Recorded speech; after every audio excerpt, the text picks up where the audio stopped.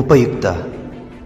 ಇದು ಕಲಿಕೆಯ ಸಾಗರ, ಕಲಿಯುವ ಮನಸ್ಸಿಗೆ ಆಧಾರ, ಕಲಿಯುತ್ತ ನಲಿಯುವ ತಾಯಿ ನುಡಿಯ ಎಂಬಂತೆ ಎಲ್ಲ ಕುಲಕೋಟಿ ಕನ್ನಡಿಗರ ಪಾದಾರವಿಂದಕ್ಕೆ ಶರಣಾಗಿ ಕನ್ನಡ ಭಾಷೆಯನ್ನು ಕಲಿಯುವ ವಿದ್ಯಾರ್ಥಿಗಳಿಗೆ ಹಾಗೂ ಶಿಕ್ಷಕರಿಗೆ ಉಪಯೋಗವಾಗಲೆಂದು ಸಿದ್ಧಪಡಿಸಿರುವ ಒಂದು ಮಾಧ್ಯಮವೇ ಈ ಉಪಯುಕ್ತ.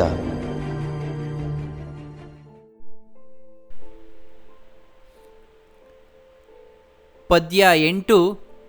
ಕನ್ನಡ ನಾಡು ನುಡಿ.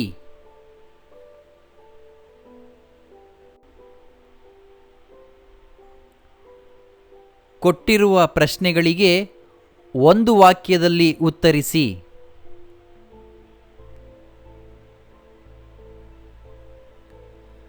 ಪದನರಿದು ನುಡಿಯುವವರು ಯಾರು ಎಂದು ಕವಿ ಹೇಳಿದ್ದಾನೆ. ಪದನರಿದು ನುಡಿಯುವವರು ನಾಡವರ್ಗಳು, ಸಾಮಾನ್ಯ ಜನರು ಎಂದು ಕವಿ ಹೇಳಿದ್ದಾನೆ.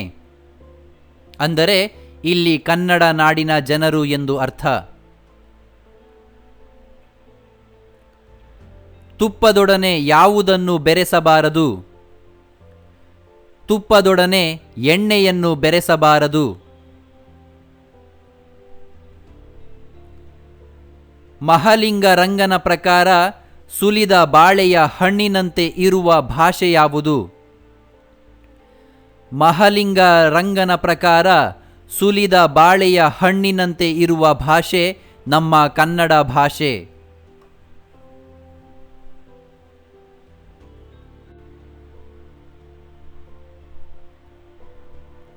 ಕೊಟ್ಟಿರುವ ಪ್ರಶ್ನೆಗಳಿಗೆ 2-3 ವಾಕ್ಯಗಳಲ್ಲಿ ಉತ್ತರಿಸಿ. ಕನ್ನಡಿಗರ ವಿಶೇಷತೆಯನ್ನು ಶ್ರೀ ವಿಜಯ ಹೇಗೆ ಸಾರಿದ್ದಾನೆ? ಶ್ರೀ ವಿಜಯನು ಕನ್ನಡ ನಾಡಿನ ಜನರು ಪದದ ಅರ್ಥವನ್ನು ಅರಿತು ಮಾತನಾಡುವ ಸಾಮರ್ಥ್ಯವುಳ್ಳವರು, ತಾವು ಆಡುವ ಮಾತನ್ನು ಅರ್ಥ ಮಾಡಿಕೊಂಡು ನಡೆಯುವವರಾಗಿದ್ದರು. ಆ ಸಾಮಾನ್ಯ ಜನರು ನಿಜವಾಗಿಯೂ ಚತುರರು. ಅವರು ಶಿಕ್ಷಣವನ್ನು ಪಡೆಯದಿದ್ದರೂ ಕಾವ್ಯವನ್ನು ರಚಿಸುವಷ್ಟು ಪರಿಣತಿ ಹೊಂದಿದ ಬುದ್ಧಿವಂತರು ಹಾಗೂ ಬುದ್ಧಿಯುಳ್ಳವರು ಎಂದು ಕನ್ನಡಿಗರ ಗುಣ ವಿಶೇಷತೆ ಹಾಗೂ ಕಾವ್ಯಶಕ್ತಿಯನ್ನು ಶ್ರೀ ವಿಜಯನು ವರ್ಣಿಸಿದ್ದಾರೆ.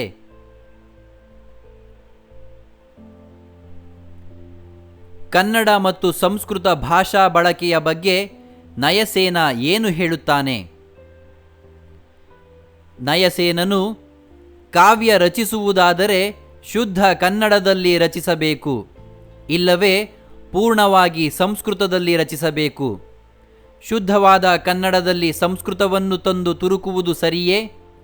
ಇವೆರಡನ್ನು ಬೆರೆಸಿ ಕಾವ್ಯ ರಚನೆ ಮಾಡಿದರೆ ಅದು ಎಣ್ಣೆ ತುಪ್ಪಗಳ ಆಸ್ವಾದ ಮಿಶ್ರಣವಾಗುತ್ತದೆ ಎಂದು ತನ್ನ ಅಭಿಪ್ರಾಯವನ್ನು ವ್ಯಕ್ತಪಡಿಸಿದ್ದಾನೆ.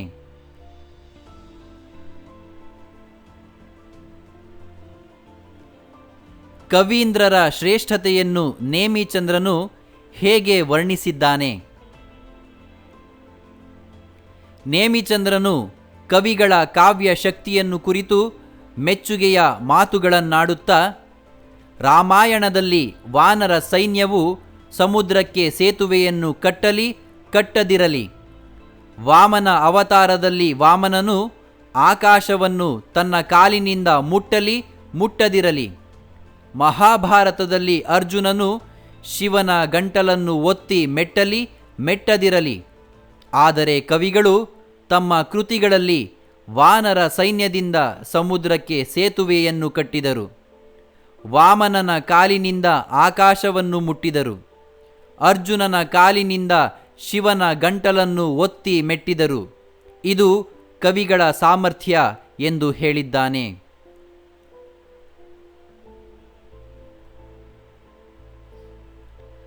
ಕನ್ನಡ ನುಡಿಯಲ್ಲೇ ಮೋಕ್ಷ ಸಾಧನೆ ಎಂದು ಕವಿ ಮಹಲಿಂಗರಂಗ ಹೇಗೆ ಸಾಧಿಸುತ್ತಾರೆ? ಮಹಲಿಂಗರಂಗನು ಕನ್ನಡ ಭಾಷೆಯ ಬಗ್ಗೆ ವರ್ಣಿಸುತ್ತಾ, ಸುಲಿದ ಬಾಳೆಯ ಹಣ್ಣಿನಂತೆ, ಸಿಗುರು ತೆಗೆದ ಕಬ್ಬಿನಂತೆ, ಶಾಖ ಆರಿಹೋದ ತಣ್ಣಗಾದ ಹಾಲಿನಂತೆ ಸುಲಭವಾಗಿರುವ ಸುಲಲಿತವಾಗಿರುವ ಕನ್ನಡ ಭಾಷೆಯನ್ನು ಅರಿತು ಮೋಕ್ಷವನ್ನು ಗಳಿಸಿಕೊಂಡರೆ ಸಾಲದೆ ಸಂಸ್ಕೃತ ಭಾಷೆಯಲ್ಲಿ ಅಂತಹುದು ಏನಿದೆ ಎಂದು ಪ್ರಶ್ನಿಸುತ್ತಾನೆ. ಮುಕ್ತಿ ಪಡೆಯಲು ಕನ್ನಡದಲ್ಲೇ ದೇವರನ್ನು ಸ್ತುತಿಸಿ ಮುಕ್ತಿ ಪಡೆಯಬಹುದಲ್ಲವೇ? ಸಂಸ್ಕೃತ ಭಾಷೆಯಷ್ಟೇ ಶಕ್ತಿ ಕನ್ನಡ ಭಾಷೆಗೂ ಇದೆ ಎಂದು ಕವಿ ಅಭಿಪ್ರಾಯಪಟ್ಟಿದ್ದಾರೆ.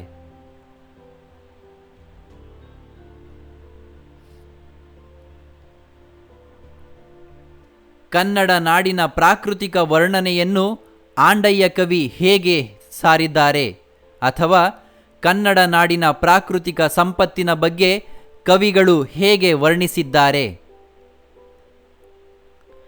ಆಂಡಯ್ಯ ಕವಿಯು ಕನ್ನಡ ನಾಡಿನ ಸಸ್ಯ ಸಂಪತ್ತನ್ನು ಕುರಿತು, ಕನ್ನಡ ನಾಡಿನಲ್ಲಿ ಮಲ್ಲಿಗೆ ಅಲ್ಲದೆ, ಸಂಪಿಗೆ ಅಲ್ಲದೆ, ಕೆಂಪಾದ ತೆಂಗು ಅಲ್ಲದೆ, ಮಾವು ಅಲ್ಲದೆ, ಅಡಿಕೆ ಅಲ್ಲದೆ ಗಿಡ ಮರಗಳೇ ಇಲ್ಲ ಎಂದು ವರ್ಣಿಸುತ್ತಾನೆ. ಕನ್ನಡ ನಾಡಿನಲ್ಲಿ ಉತ್ತಮ ಫಲ ನೀಡುವಂತಹ ಸಸ್ಯಗಳು ಸಮೃದ್ಧವಾಗಿವೆ ಎಂಬುದು ಆಂಡಯ್ಯನಿಗೆ ಕನ್ನಡ ನಾಡಿನ ಬಗ್ಗೆ ಇದ್ದ ಅಭಿಮಾನವನ್ನು, ಅಂದಿನ ಸಮೃದ್ಧಿಯನ್ನು ಸೂಚಿಸುತ್ತದೆ.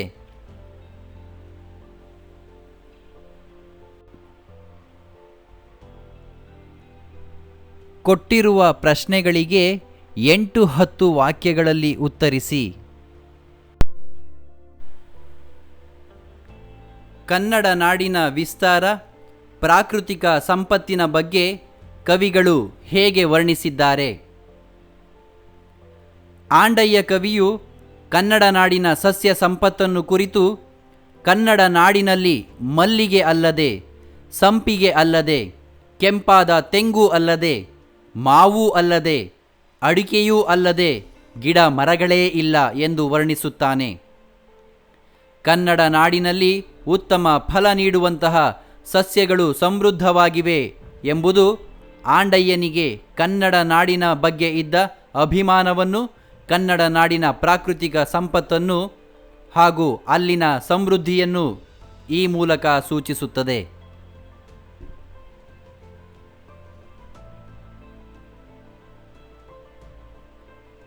ಕನ್ನಡ ಭಾಷೆ ಹಾಗೂ ಸಾಹಿತ್ಯದ ಬಗ್ಗೆ ಕವಿಗಳಿಗಿರುವ ಅಭಿಮಾನ ಹೇಗೆ ವ್ಯಕ್ತವಾಗಿದೆ?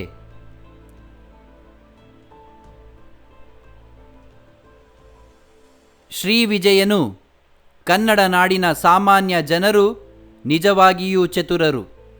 ಅವರು ಶಿಕ್ಷಣವನ್ನು ಪಡೆಯದಿದ್ದರೂ ಕಾವ್ಯವನ್ನು ರಚಿಸುವಷ್ಟು ಪರಿಣಿತಿ ಹೊಂದಿದ ಬುದ್ಧಿಯುಳ್ಳವರು ಎಂದು ಕನ್ನಡಿಗರ ಗುಣ ವಿಶೇಷತೆಯನ್ನು ವರ್ಣಿಸಿದ್ದಾನೆ. ನೇಮಿಚಂದ್ರ ಕವಿಯು ಕವಿಗಳ ಕಾವ್ಯ ಶಕ್ತಿಯನ್ನು ಕುರಿತು ಮೆಚ್ಚುಗೆಯ ಮಾತುಗಳನ್ನಾಡುತ್ತಾ, ಕವಿಗಳು ತಮ್ಮ ಕೃತಿಗಳಲ್ಲಿ ವಾನರ ಸೈನ್ಯದಿಂದ ಸಮುದ್ರಕ್ಕೆ ಸೇತುವೆಯನ್ನು ಕಟ್ಟಿದರು, ವಾಮನನ ಕಾಲಿನಿಂದ ಆಕಾಶವನ್ನು ಮುಟ್ಟಿದರು, ಅರ್ಜುನನ ಕಾಲಿನಿಂದ ಶಿವನ ಗಂಟಲನ್ನು ಒತ್ತಿ ಮೆಟ್ಟಿದರು. ಇದು ಕವಿಗಳ ಸಾಮರ್ಥ್ಯ ಎಂದು ಹೇಳಿದ್ದಾನೆ.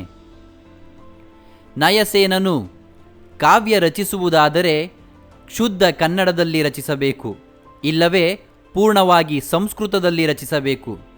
ಶುದ್ಧವಾದ ಕನ್ನಡದಲ್ಲಿ ಸಂಸ್ಕೃತವನ್ನು ತಂದು ತುರುಕುವುದು ಸರಿಯಲ್ಲ ಎಂದು ಹೇಳುತ್ತಾ ಅಚ್ಚಗನ್ನಡದ ಪರದನಿ ಎತ್ತಿದ್ದಾನೆ. ಮಹಲಿಂಗರಂಗ ಕವಿಯು ಕನ್ನಡ ಭಾಷೆಯ ಸರಳತೆ, ಮಧುರತೆ, ಶಕ್ತಿಯ ಬಗ್ಗೆ ವರ್ಣಿಸುತ್ತಾ, ಸುಲಿದ ಬಾಳೆಯ ಹಣ್ಣಿನಂತೆ, ಸಿಗುರು ತೆಗೆದ ಕಬ್ಬಿನಂತೆ, ಶಾಖ ಆರಿ ಹೋಗಿ ತಣ್ಣಗಾದ ಹಾಲಿನಂತೆ ಸುಲಭವಾಗಿದ್ದು ಅದರಲ್ಲೇ ಮೋಕ್ಷವನ್ನು ಗಳಿಸಬಹುದು. ಸಂಸ್ಕೃತ ಭಾಷೆಯಲ್ಲಿ ಅಂತಹುದು ಏನಿದೆ ಎಂದು ಕನ್ನಡ ಭಾಷೆಯ ಸತ್ವವನ್ನು ಅಭಿಮಾನದಿಂದ ಹೇಳಿಕೊಂಡಿದ್ದಾನೆ.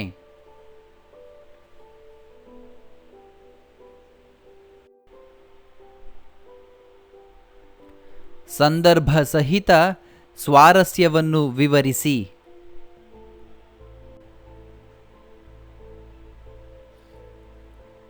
ಕುರಿತೋದದೆಯುಂ ಕಾವ್ಯ ಪ್ರಯೋಗ ಪರಿಣಿತ ಮತಿಗಳ್. ಈ ವಾಕ್ಯವನ್ನು ಕನ್ನಡ ನಾಡುನುಡಿ ಪದ್ಯದಲ್ಲಿರುವ ಶ್ರೀ ವಿಜಯ ರಚಿಸಿರುವ ಪದ್ಯ ಭಾಗದಿಂದ ಆರಿಸಿಕೊಳ್ಳಲಾಗಿದೆ. ಕವಿರಾಜ ಮಾರ್ಗದಲ್ಲಿ ಶ್ರೀ ವಿಜಯನು ಕನ್ನಡ ನಾಡಿನ ಶ್ರೀಸಾಮಾನ್ಯನೂ ಸಹ ಹೇಗೆ ಕಾವ್ಯ ರಚನಾಶಕ್ತಿಯನ್ನು ಹೊಂದಿದ್ದರೆಂಬುದನ್ನು ವರ್ಣಿಸುವ ಸಂದರ್ಭದಲ್ಲಿ ಈ ಮಾತನ್ನು ಹೇಳಿದ್ದಾನೆ. ಕನ್ನಡ ನಾಡಿನ ಸಾಮಾನ್ಯ ಜನರು ಓದು ಬರೆಹ ಕಲಿಯದಿದ್ದರೂ ಕಾವ್ಯ ಪ್ರಯೋಗ ಮಾಡುವುದರಲ್ಲಿ ಪರಿಣಿತರಾಗಿದ್ದರು ಎಂದು ಕವಿ ಹೇಳಿದ್ದಾನೆ. ಇಲ್ಲಿ ಕನ್ನಡ ನಾಡಿನ ಜನಪದರ ಕವಿತಾ ಸಾಮರ್ಥ್ಯವನ್ನು ಕುರಿತು ಕವಿ ಹೆಮ್ಮೆಯಿಂದ ಹೊಗಳಿರುವುದು ಸ್ವಾರಸ್ಯಕರವಾಗಿದೆ.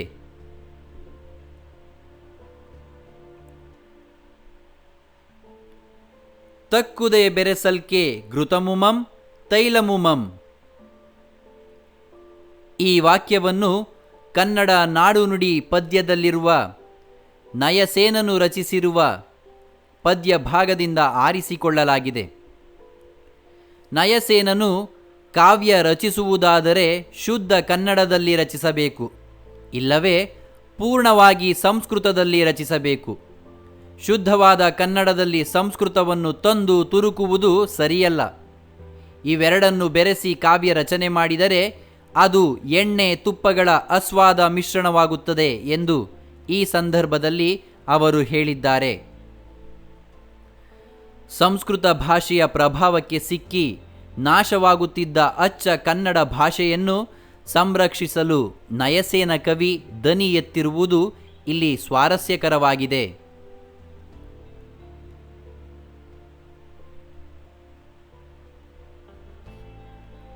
ಕಟ್ಟುಗೆ ಕಟ್ಟುದಿರ್ಕೆ ಕಡಲಂ ಕಪಿಸಂತತಿ.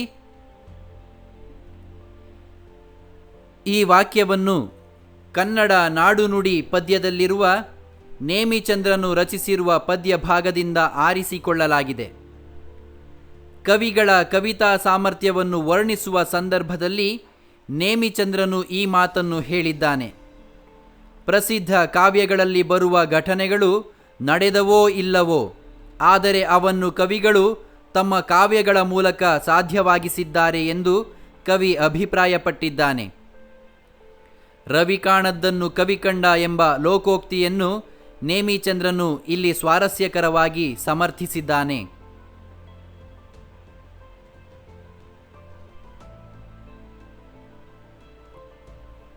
ಕಳಿದ ಸಿಗುರಿನ ಕಬ್ಬಿನಂದದಿ. ಈ ವಾಕ್ಯವನ್ನು ಕನ್ನಡ ನಾಡುನುಡಿ ಪದ್ಯದಲ್ಲಿರುವ ಮಹಲಿಂಗರಂಗನು ರಚಿಸಿರುವ ಪದ್ಯ ಭಾಗದಿಂದ ಆರಿಸಿಕೊಳ್ಳಲಾಗಿದೆ. ಕನ್ನಡ ಭಾಷೆಯ ಸರಳತೆ ಮತ್ತು ಅದರ ಶಕ್ತಿಯನ್ನು ಕುರಿತು ವರ್ಣಿಸುವ ಸಂದರ್ಭದಲ್ಲಿ ಕವಿ ಈ ಮಾತನ್ನು ಹೇಳಿದ್ದಾರೆ. ತಣ್ಣಗಿನ ಹಾಲಿನಂತೆ, ಸಿಗುರಿಲ್ಲದ ಕಬ್ಬಿನಂತೆ, ಸುಲಿದ ಬಾಳೆಯ ಹಣ್ಣಿನಂತೆ ಕನ್ನಡ ಸುಲಭ ಮತ್ತು ರುಚಿಕರವೆಂದಿದ್ದಾನೆ. ಕನ್ನಡ ಭಾಷೆಯ ಸರಳ ಸುಂದರತೆಯನ್ನು, ಮುಕ್ತಿಗಾಗಿ ಕನ್ನಡವೇ ಲೇಸೆಂಬುದನ್ನು ಕವಿ ಸ್ವಾರಸ್ಯಕರವಾಗಿ ಹೇಳಿದ್ದಾರೆ.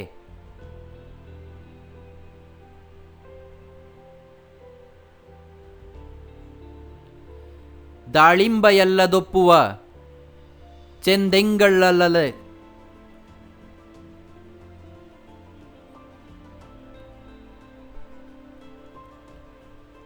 ಈ ವಾಕ್ಯವನ್ನು ಕನ್ನಡ ನಾಡುನುಡಿ ಪದ್ಯದಲ್ಲಿರುವ ಆಂಡೆಯನ್ನು ರಚಿಸಿರುವ ಪದ್ಯ ಭಾಗದಿಂದ ಆರಿಸಿಕೊಳ್ಳಲಾಗಿದೆ. ಆಂಡೆಯ ಕವಿ ಕನ್ನಡ ನಾಡಿನ ಸಸ್ಯ ಸಂಪತ್ತನ್ನು ಕುರಿತು ವರ್ಣಿಸುವ ಸಂದರ್ಭದಲ್ಲಿ ಕನ್ನಡ ನಾಡಿನಲ್ಲಿ ಮಲ್ಲಿಗೆ ಅಲ್ಲದೆ, ಸಂಪಿಗೆ ಅಲ್ಲದೆ, ಕೆಂಪಾದ ತೆಂಗು ಅಲ್ಲದೆ, ಮಾವು ಅಲ್ಲದೆ, ಅಡಿಕೆ ಅಲ್ಲದೆ ಗಿಡ ಮರಗಳೇ ಇಲ್ಲ ಎಂದು ವರ್ಣಿಸಿದ್ದಾನೆ. ಆಂಡಯ್ಯನಿಗೆ ಕನ್ನಡ ನಾಡಿನ ಬಗ್ಗೆ ಇದ್ದ ಅಭಿಮಾನವನ್ನು, ಅಂದಿನ ಸಮೃದ್ಧಿಯನ್ನು ಇದು ಸೂಚಿಸುತ್ತದೆ.